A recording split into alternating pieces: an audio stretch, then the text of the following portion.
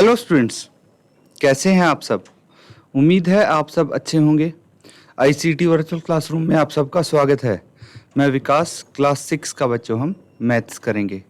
Chapter आपका है बच्चों होल नंबर्स। तो उसी चैप्टर को हम कंटिन्यू करने वाले हैं आज। चलिए चलते हैं स्मार्ट बोर्ड पे।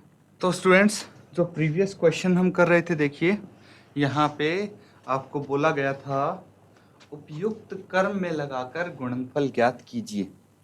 एक्सरसाइज कर रहे थे हम, ये क्वेश्चंस थे। तो इससे पहले हमने एडिशन किया था, है ना। अब गुणन करने के लिए बोला गया है। तो यहाँ पे आपको ये देखना है कि कैसे कौन से दो नंबर्स को मल्टीप्लाई करने से इजी हो जाएगा क्वेश्चन, तभी तो करेंगे हम आगे। तो बच्चों, फर्स्ट पार्ट जैसे किया है, सेकंड पार्ट भी इसका बी पार्ट वैसे ही आपको करना था। तो बच्चों, ये होमवर्क था आपका। जिसने होमवर्क किया है आंसर भेजिए कि क्या आंसर आया है इन सबको मल्टीप्लाई करके। जिसने नहीं किया है वो जल्दी से अभी सॉल्व कीजिए इस क्वेश्चन को।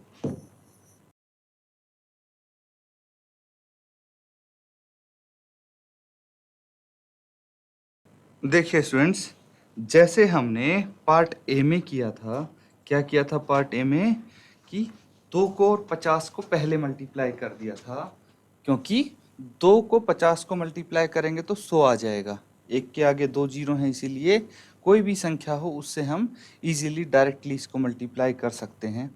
क्वेश्चन बन गया इजी। इसी तरह अगर बी पार्ट में देखें तो भाई हम कर सकते हैं, ऐसे भी कर सकते हैं कि 166 को 4 से गुना कीजिए, है ना। बट इसमें थोड़ा ज़्यादा समय लग सकता है। इंस्टेड ऑफ कि मैं 4 को 25 से गुना करूं, तो पहले मैं 4 को 25 से मल्टीप्लाई कर सकता हूं। उसके बाद जो रिजल्ट आएगा उससे 166 को गुना कर सकते हैं। क्या फ़ायदा होगा? अगर आपको 25 का पहाड़ा आता है तो इजी हो जाएगा आपके लिए क्वेश्चन, क्योंकि 25 चौके 100 होता है ना। नहीं तो आप 4 से भी मल्टीप्लाई कर सकते हो इसको। 4 पंचे 20, 2 हासिल, 4 दूनी 8 प्लस 2 10। इस तरह से 166 को अब 100 से गुना करना कितना इजी है। 166 लिखा, इसके आगे 2 जीरो लगा दी। तो देखिए डायरेक्टली हमारा क्वेश्चन हो गया, कहीं भी लिख के मल्टीप्लाई करने की ज़रूरत नहीं पड़ी। यही फ़ायदा है बच्चों, यहाँ पे जो हम प्रॉपर्टीज़ लगा रहे हैं, हमारा क्वेश्चन इजी सॉल्व होता है, इजीली सॉल्व हो जाता है। नोट डाउन कर लो इसको। कोई डाउट है अभी तक तो पूछ सकते हैं।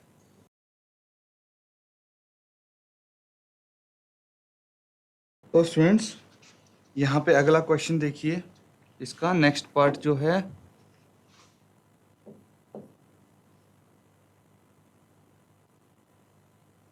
8 इंटू 291 इंटू 125, ये हो गया। इसको आप सॉल्व करेंगे। इसी तरह पार्ट डी जो है 625 इंटू 279 इंटू 16। तो इनको सॉल्व कीजिए दोनों पार्ट्स को। तो ये दोनों पार्ट हैं, इनको सॉल्व कीजिए। जो भी आपका आंसर आता है, अपना आंसर आप चैट के माध्यम से शेयर करेंगे। जल्दी से हल कीजिए इनको। देखिए स्टूडेंट्स, अगर हम इसमें 8 को और 125 को पहले मल्टीप्लाई कर देंगे तो फिर 291। कैसे पता लगा? देखिए 8 को 5 से मल्टीप्लाई करेंगे तो 40 आ रहा, मतलब एंड में 0 आ रही है ना। तो इसके एंड में 0 आ सकती है, लेकिन 8 को अगर 1 से मल्टीप्लाई करेंगे तो 8 ही आएगा। तो इसको मल्टीप्लाई करके जो आंसर आएगा उसको भी 125 से मल्टीप्लाई करने में, गुना करने में दिक्कत हो सकती है, मतलब ज़्यादा समय लग सकता है, ये बोल सकते हैं हम। तो इसीलिए हम 8 को और 125 को पहले मल्टीप्लाई करते हैं तो इजी थोड़ा हमारा क्वेश्चन हो जाएगा। क्यों? क्योंकि देखिए 125 को अगर 8 से आपको गुना करना है तो 8 पंचे 40, 4 हासिल, 8 दूनी 16 प्लस 4 20, 2 हासिल, 8 एकम 8 प्लस 2 10। तो ये कितना आ गया? 1000 आ गया। अब 1000 को किसी भी संख्या से मल्टीप्लाई करना है तो बहुत इजी है, क्योंकि आपको क्या करना है, वही संख्या आपको लिख देनी है और उसके आगे 3 जीरो आप लगा देंगे। ये देखिए कितना इजीली मल्टीप्लाई हो गया। डी पार्ट इसी तरह से आप कर देंगे जैसे हमने सी पार्ट किया है। देख लीजिए पहले कौन सा आपको मल्टीप्लाई करना चाहिए, कहाँ पे जीरो आ रही है मल्टीप्लाई करने के पहले डिजिट मल्टीप्लाई करके देख लीजिए सिर्फ। जैसे 16 को आप 9 से गुना करेंगे या फिर 5 से करेंगे, जीरो किस केस में आएगा, तो उसी से जिस केस में जीरो आएगा वहीं से मल्टीप्लाई करने में फायदा है।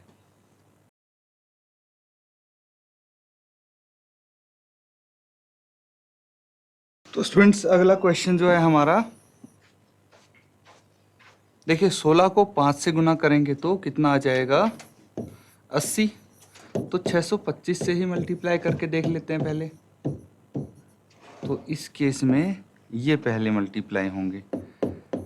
अगर हम 225 को 625 को 16 से गुना करेंगे तो 16 पंजे 80, 8 हासिल, 16 दूनी 32 प्लस 8 40 और 4 हासिल, 16 इंटू 6 96, 96 प्लस 4 100 हो जाता है। तो ये कितना आ गया, 10,000। देखिए सब एक के आगे कितनी जीरो आ गई, 4। तो मल्टीप्लिकेशन तो इजी हो ही जाएगा भाई, कितनी ही बड़ी संख्या हो, अगर आप 10,000 को मल्टीप्लाई करेंगे तो कुछ नहीं करना आपको, वो संख्या लिख देनी है और उसके आगे 4 जीरो लगा देंगे। इस तरह से इजी हो जाता है हमारा सॉल्यूशन अगर हम एसोसिएटिव प्रॉपर्टी यहाँ पे यूज करते हैं तो। एसोसिएटिव यानी कर्म विनिमेयता।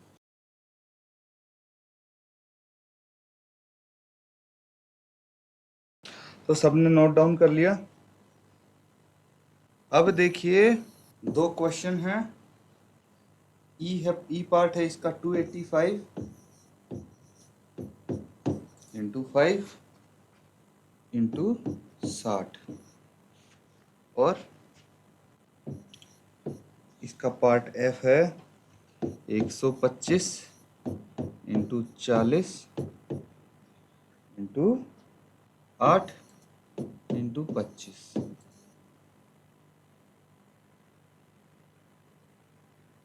तो देखिए ये आप क्वेश्चन होमवर्क में कर सकते हैं, इजी है काफ़ी। तो ये दोनों क्वेश्चन आप होमवर्क में करेंगे। पहले देखेंगे कि किन दोनों को एक साथ मल्टीप्लाई कर सकते हैं, उनको साथ में लिखेंगे और फिर मल्टीप्लाई करेंगे। इसको भी आप होमवर्क में कर सकते हैं स्टूडेंट्स, नोट डाउन कर लीजिए इनको। यहाँ पे हम ये देखेंगे कि पहले 8 को किससे मल्टीप्लाई कर सकते हैं। तो अभी हमने किया था कि 125 को 8 से मल्टीप्लाई करने पे 1000 आता है। इसी तरह 25 को हम 40 से मल्टीप्लाई करके देखेंगे क्या आता है, क्योंकि 25 को 4 से मल्टीप्लाई करते हैं तो 100 आता है।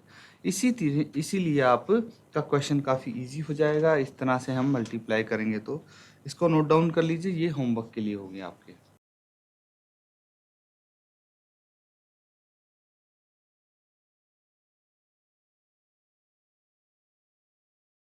नेक्स्ट क्वेश्चन करेंगे।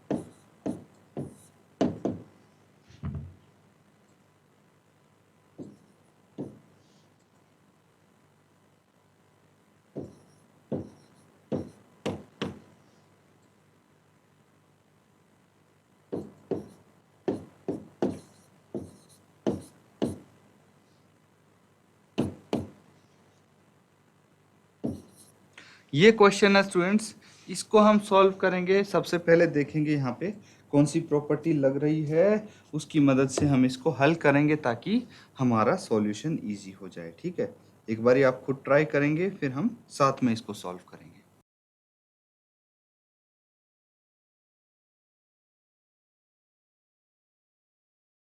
तो स्टूडेंट्स, यहाँ पे एक तो हमें पता लग गई चीज कि वितरण गुण यूज हुआ है। वितरण गुण यानी डिस्ट्रीब्यूटिव प्रॉपर्टी यूज हुई है। कैसे? देखिए 297 यहाँ पे भी है और इसके साथ भी है। तो आपने वितरण गुण के बारे में तो पढ़ा ही है, a into B plus C होता है। तो इसको हम लिखते हैं a into B plus A into C, यही होता है।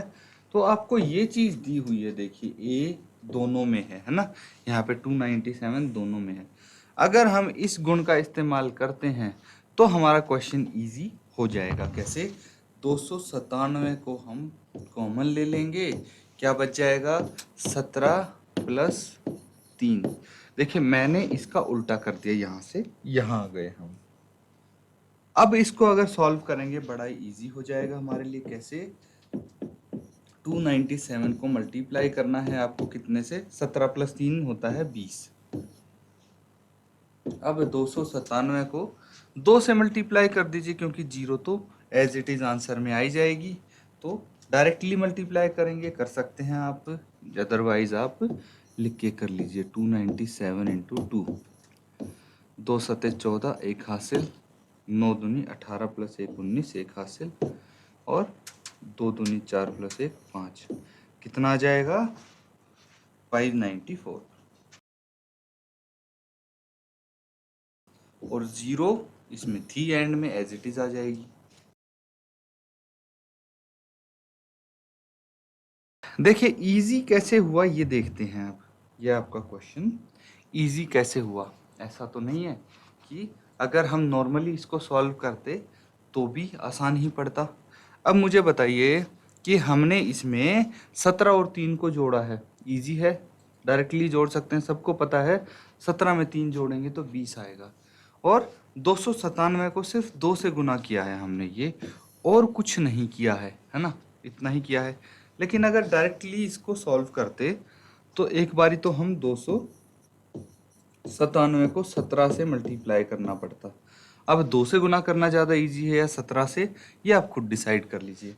अब 297 को एक बारी 3 से भी मल्टीप्लाई करते हम, है ना, और इन दोनों के जो आंसर आते उनको आपस में हम ऐड करते, तो देखिए कितना काम हमारा बढ़ जाता है इस केस में। तो अगर मल्टीप्लिकेशन टफ है तो नंबर्स अगर बड़े बड़े हैं तो दिक्कत हो सकती है। कई बार ऐसा करने से हमारे क्वेश्चंस इजीली सॉल्व भी होते हैं, ये भी ध्यान रखना। तो आपको क्या करना है बच्चों? आपको देखना है कि कौन सा मेथड लगाने से, क्या करने से हमारा कैलकुलेशन इजी होता है। तो इस तरह से इजी हम कर सकते हैं क्वेश्चंस को। इसको नोट डाउन कर लीजिए, फिर हम नेक्स्ट पार्ट इसका करेंगे।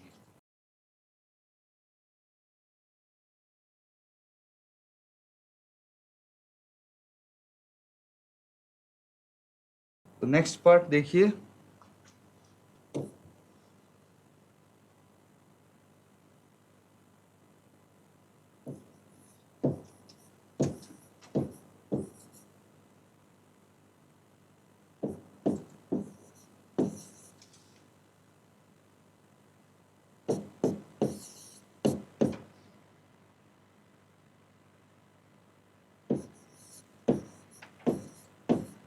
ये है क्वेश्चन, इसको सॉल्व करेंगे और आंसर बताएंगे क्या आंसर आएगा।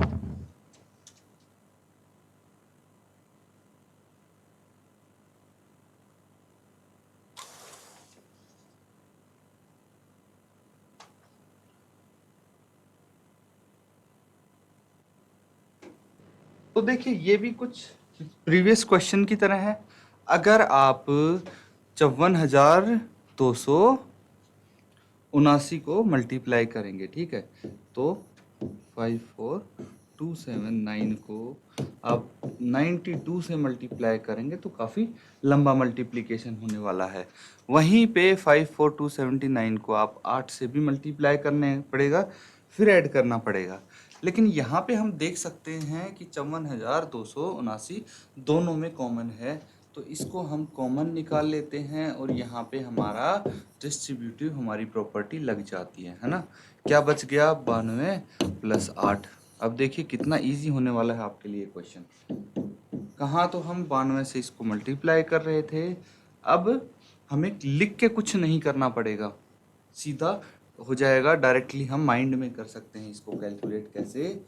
54,279 इंटू 92 में 8 जोड़ेंगे कितना आ जाएगा? 100 आ जाएगा।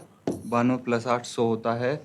अब इसको हम मल्टीप्लाई कर देंगे तो 54,279, इसके आगे 2 जीरो लगानी है बस हमें। कितना इजी है। तो इसीलिए प्रॉपर्टीज हमने देखनी चाहिए और हमें पता होना चाहिए कि कहाँ पे कौन सी प्रॉपर्टी यूज करेंगे। ये क्वेश्चन है, नोट डाउन कर लीजिए इसको।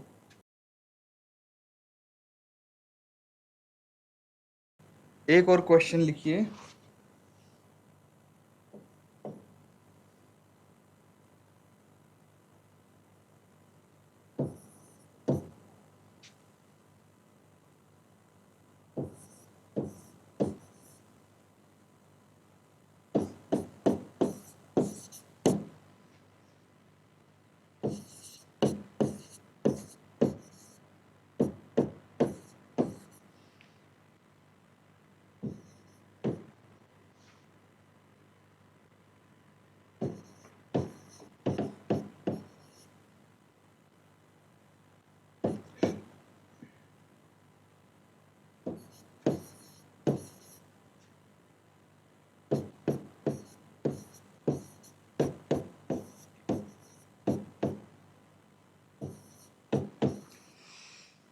तो बच्चों ये 2 क्वेश्चन हैं जो आपको सॉल्व करने हैं और ये आपके होमवर्क के लिए होंगे।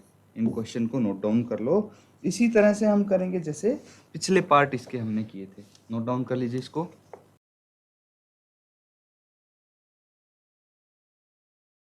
तो स्टूडेंट्स यहाँ पे हमने कुछ क्वेश्चंस किए हैं चैप्टर होल नंबर से रिलेटेड। तो हमने देखा कि कैसे हम इनको सॉल्व कर सकते हैं। अगर आपको प्रॉपर्टीज़ पता हो तो कितना आसान हो जाता है क्वेश्चन, है ना। तो आपको प्रॉपर्टीज़ अच्छे से रिवाइज करें घर जाके, फिर उसके बाद जब क्वेश्चन आप करेंगे तो काफ़ी आसान लगेंगे आपको क्वेश्चन। इसी के साथ बच्चों आज का सेशन ख़त्म करते हैं। Thank you and have a nice day.